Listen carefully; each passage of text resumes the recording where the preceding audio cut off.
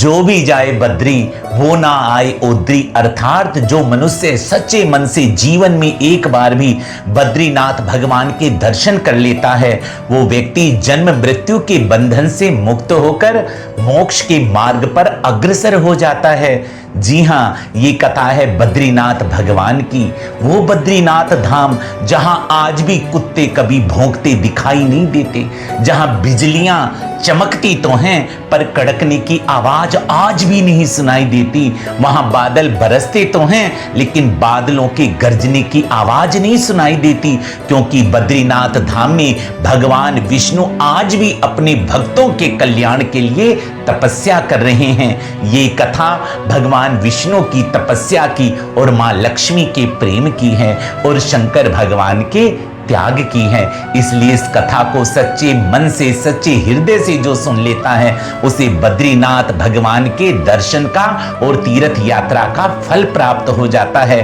बद्रीनाथ धाम जहां 6 महीने मनुष्य पूजा करते हैं, अक्षय तृतीया से लेकर दीपावली तक, और दीपावली से अक्षय तृतीया तक जहां समस्त देवता भगवान विष्णु की आराधना करते हैं। 6 महीने मंदिर भक्तों के लिए खुला होता है और 6 महीने मंदिर जब बंद होता है तो वहां पर देव ऋषि नारद के साथ समस्त देवता आकर भगवान की पूजा करते हैं। जब मंदिर के पट बंद हो जाते हैं, बर्फबारी शुरू हो जाती है, तो एक दीपक अखंड जगता रहता है। कौन है जो उस दिए में घी डालता रहता है और दीपक 6 महीने अखंड रूप से प्रज्वलित होता रहता है। और जब मंदिर के कपाट खुलते हैं तो ताजे फूल चढ़े मिलते हैं, खुशबू मंदिर से आ रही होती है और वो दीपक प्रज्वलित अवस्था में प्राप्त होता है। इस प्रमाण से साक्षात हमें दर्शन होता है कि 6 महीने देवता वहां बैठकर भगवान विष्णु की तपस्या और उनकी सेवा करते हैं। इसलिए ऐसे बद्रीनाथ भगवान की कथा को सच्ची श्रद्धा से जो सुनता है वो अपने जीवन के समस्त दुखों से दूर होकर भगवान के चरणों की कृपा का पात्र हो जाता है और उसके जीवन में भगवान की कृपा से वैकुंठ के द्वार खुल जाते हैं। इसलिए चलिए इस कथा को निष्ठा और श्रद्धा के साथ सुनते हैं।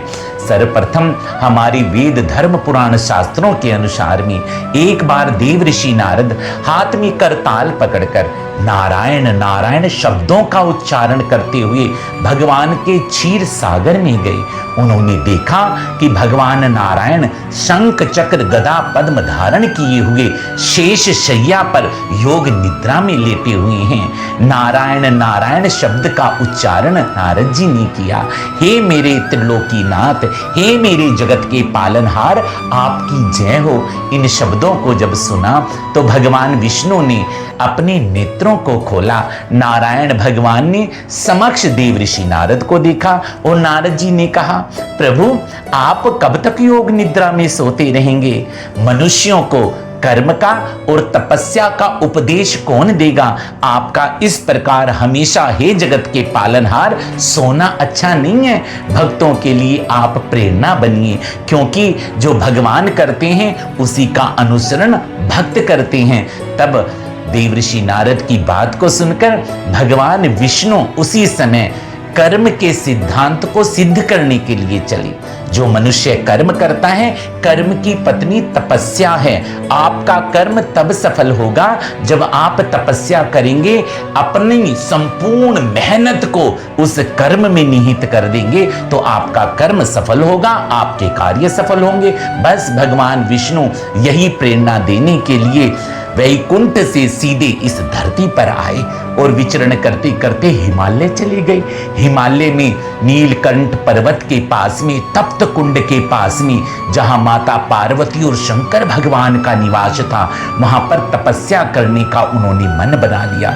उसी समय भगवान विष्णु ने एक लीला की कि ये तो भगवान शंकर और माता पार्वती का निवास स्थान है, मुझे स्थान कैसे मिले? तो भगवान विष्णु ने उसी समय नन्हे से बालक का रूप धारण कर लिया और भगवान शंकर माता पार्वती पार्वती के निवास स्थान के बाहर जोर जोर से रोने लगे। उसी समय शंकर भगवान माता पार्वती को लेकर के तप्त कुंड में स्नान करने के लिए जा रहे थे और रास्ते में जैसे कुटिया का दरवाजा खोला तो रास्ते में बाहर वो नन्हा सा बालक जोर जोर से रो रहा था। मां पार्वती की ममता जाग गई। दौड़कर माता पार्वती ने रोते हुए, ठंड में ठिठुरते हुए उस बच्चे को उठाकर अपनी आंचल में लपेट लिया। शंकर भगवान ने कहा, पार्वती ये कोई साधारण बालक नहीं है। लेकिन माता पार्वती ने शंकर भगवान की बात को अनसुना कर दिया। ममता के वशीभूत होकर माता उस नन्हे से बालक को अपनी निवास स्थान के अंदर ले आई, कुटिया के अंदर ले आई और फिर वस्त्रों से लपेट करके वहां पर अपने बैठने वाले स्थान पर बैठा दिया और फिर शंकर भगवान के साथ में स्नान करने के लिए, संध्या वंदन करने के लिए, जप करने के लिए माता चली गई। बालक शांत हो गया और जब तपस्या कर कर, स्नान संध्या वंदन कर कर शंकर भगवान माता पार्वती के साथ वापस आए तो कुटिया का दरवाजा नहीं खुला। माता पार्वती ने दरवाजे को खोलने का प्रयास किया लेकिन दरवाजा नहीं खुला।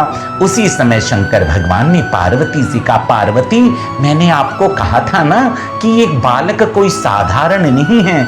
उसी समय शंकर भगवान ने जैसे कपाट को छुआ तो वो कुटिया के कपाट खुल गए और शंकर भगवान ने जब अंदर देखा, नन्हे से बच्चे के रूप में शंख चक्र गदा पद्म धारण किए चतुर्भुज रूप में नारायण प्रकट हो गए। प्रभु मैं जन सामान्य को कर्म और तपस्या का उपदेश देने के लिए आपके इस स्थान पर तपस्या करना चाहता हूं। शंकर भगवान मुस्कुराए और वहां पर नारायण भगवान को प्रणाम कर कर माता पार्वती को लेकर इस बद्रीनाथ धाम से सीधे केदारनाथ धाम जाकर तपस्या करने लगे और यहाँ पर इस स्थान पर बैठकर भगवान नारायण घोर तपस्या करने लगे और यहाँ पर तपस्या करते करते करते दिन प्रतिदिन तपस्या कठोर होती गई। बर्फबारी होने लगी, छत उड़ गई, कुटिया की दीवारें उड़ गई कुटिया की, क्योंकि घास फूस की दीवारें थी। और उस समय तपस्या करते करते बर्फ भगवान विष्णु के शरीर पर जमने लगी, बर्फबारी होने लगी और माता लक्ष्मी ढूंढते ढूंढते क्षीर सागर से भगवान नारायण को यहाँ पर इस स्थान पर नीलकंठ पर्वत तप्त कुंड के पास पहुंच गई और उन्होंने भगवान विष्णु को घोर तपस्या करते देखा। आकाश से बर्फ बार बार भगवान विष्णु के शरीर पर गिरती जा रही है, परत की परत चढ़ती जा रही है। तो माता लक्ष्मी भगवान विष्णु की तपस्या खंडित ना हो जाए, उसी समय माता लक्ष्मी ने बेर के वृक्ष का रूप धारण कर लिया और विशाल वृक्ष बनकर भगवान विष्णु की पीठ के पीछे वृक्ष के रूप में माता प्रकट हो गई और अपनी वृक्ष की सारी शाखाओं से भगवान विष्णु के ऊपर छाया कर दी। सारी बर्फ उस वृक्ष के ऊपर गिरती रही। भगवान विष्णु तपस्या करते रहे, करते करते तपस्या युगों के युग बीत गए और जैसे तपस्या करते करते बीच में भगवान विष्णु ने श्वास भरकर विश्राम लिया तो उस समय देखा कि एक वृक्ष ने उनकी तपस्या की रक्षा की है। और भगवान विष्णु ने जब नेत्र बंद करके देखा तो ये तो बेर का वृक्ष, ये किसका स्वरूप? ये तो माता लक्ष्मी बेर का वृक्ष का रूप धारण कर कर भगवान विष्णु के साथ तपस्या कर रही थी। भगवान विष्णु ने कहा, हे लक्ष्मी, तुमने बेर के वृक्ष का रूप धारण किया, अर्थात बद्री वृक्ष बनी तुम, इसलिए तुमने मेरे साथ बैठकर तपस्या की। हे लक्ष्मी, तुम भी मेरे साथ पूजी जाओगी, तुम बद्री वृक्ष बनी। तो याद रखना लक्ष्मी, आज से मेरा नाम लोग तेरे नाम से जानेंगे। तू बद्री का वृक्ष बनी और मैं बद्री का नाथ हूं, तो आज से मेरा नाम बद्रीनाथ होगा और मेरी इस तपस्या का जो स्थान है ये बद्रीनाथ धाम कहलाएगा। मैं युगों युगों तक यहां अपने भक्तों के लिए हे लक्ष्मी तपस्या करता रहूंगा। जो बद्रीनाथ धाम में भगवान आज भी तपस्या कर रहे हैं ना, वो किसके लिए? अपने भक्तों के कल्याण के लिए तपस्या कर रहे हैं। कोई भक्त भगवान के लिए तपस्या नहीं कर कर सकता। देखिए, तपस्या बहुत जरूरी है। आप मंदिर जाते हैं, आप जप करते हैं, माला फेरते हैं, भगवान का ध्यान, स्मरण, पूजा पाठ, आरती, ये भी तपस्या है। और कोई भक्त इतनी तपस्या भी नहीं कर सकता तो उसके लिए भगवान बद्रीनाथ तपस्या आज भी भक्तों के लिए कर रहे हैं। जो मनुष्य जीवन में एक बार भी बद्रीनाथ धाम के दर्शन कर आता है, उसके लिए भगवान वैकुंठ का दरवाजा खोल देते हैं। यहीं से स्वर्गारोहण पांडवों ने किया था और भगवान का नाम यहाँ बद्रीनाथ पड़ा। और इसलिए बद्रीनाथ भगवान का जो पूजन है 6 महीने देवता करते रहते हैं और 6 महीने मनुष्य करते हैं। दीपावली से लेकर अक्षय तृतीया तक देवता पूजा करते हैं। जब मंदिर के कपाट बंद हो जाते हैं, अक्षय तृतीया को कपाट खुलते हैं, उस समय जब मंदिर का दरवाजा खुलता है तो 6 महीने से जब मंदिर बंद था और जब खुलता है तो ताजे फूलों की खुशबू, देवता पूजा कर कर भगवान विष्णु की अपने लोगों को चले जाते हैं और अखंड दीपक वहां पर प्रज्वलित मिलता है। क्यों? क्योंकि वहां देव भगवान विष्णु की पूजा करते हैं। और फिर भगवान वहां पर तपस्या करते करते करते करते इस अवस्था में पहुंच गए थे कि भगवान सीधे शालिग्राम शिला के रूप में काला विग्रह हो गया भगवान का। और नारद कुंड में बैठकर भगवान तपस्या करने लगे।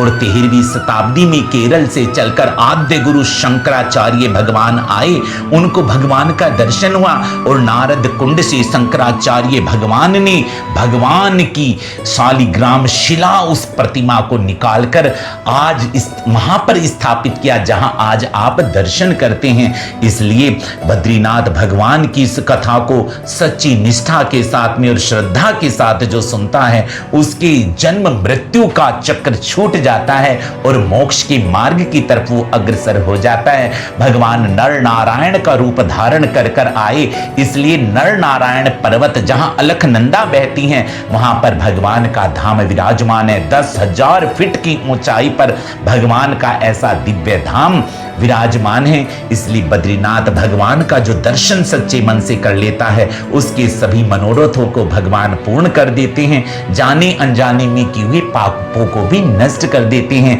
इसलिए बद्रीनाथ भगवान की महिमा प्रकट होती है। आज भी आप बद्रीनाथ धाम में दर्शन करने जाओगे तो अपनी आंखों से देखोगे, वहां कुत्ते भौंकेंगे नहीं, बिल्कुल भी नहीं, कोई कुत्ता भौंकता नहीं दिखाई देगा। और आप देखना, जब बिजलियां चमकती हैं तो उनके कड़कने की आवाज नहीं सुनाई देती, बादल गरजते नहीं है, वहां बरसते हैं। क्योंकि आज भी नारायण भगवान बद्रीनाथ धाम में बैठकर अपने भक्तों के लिए तपस्या कर रहे हैं। इसलिए आप तपस्या नहीं कर सकते तो बद्रीनाथ में जाकर केवल बद्रीनाथ भगवान का दर्शन कर लोगे तो आपको भी भगवान बद्रीनाथ अपनी तपस्या का फल अपने भक्तों को दे देते हैं। इसलिए बद्रीनाथ धाम की इतनी बड़ी महिमा, इतना सुंदर स्वरूप है भगवान का, इतना सुंदर विग्रह है भगवान का, जहां देवता भी अपने लोकों का त्याग करके 6 महीने भगवान बद्रीनाथ के चरणों में हाथ जोड़कर उनकी सेवा में खड़े रहते हैं। अखंड ज्योति की रक्षा करते रहते हैं। जब कपाट बंद हो जाते हैं, अखंड ज्योति की रक्षा करते रहते हैं। भगवान बद्रीनाथ की तपस्या में अपने श्रद्धा के पुष्प समर्पित करते रहते हैं। इसलिए बद्रीनाथ में दर्शन करने जीवन में एक बार अवश्य जाइए। अपनी संतानों को, अपने प्रियजनों को, अपने मित्रों को, सज्जनों को इस बद्रीनाथ भगवान की कथा को अवश्य सुनाइए। अपनी संतानों को अवश्य सुनाना। सनातन की जड़ों से जुड़े रहिए। हमारे चारों धामों की इतनी बड़ी महिमा है। अगले धाम की कथा सुनने के लिए आप हमारे चैनल को सब्सक्राइब अवश्य कीजिए। यदि बद्रीनाथ भगवान की कथा आपके हृदय को छू गई हो तो कमेंट में जय श्री बद्री विशाल अवश्य लिखिए। अगली वीडियो देखने के लिए बेल आइकन को अवश्य दबाइए और जाते जाते सभी को प्रेम भरा श्रद्धा से जय श्री कृष्ण, हर हर महादेव।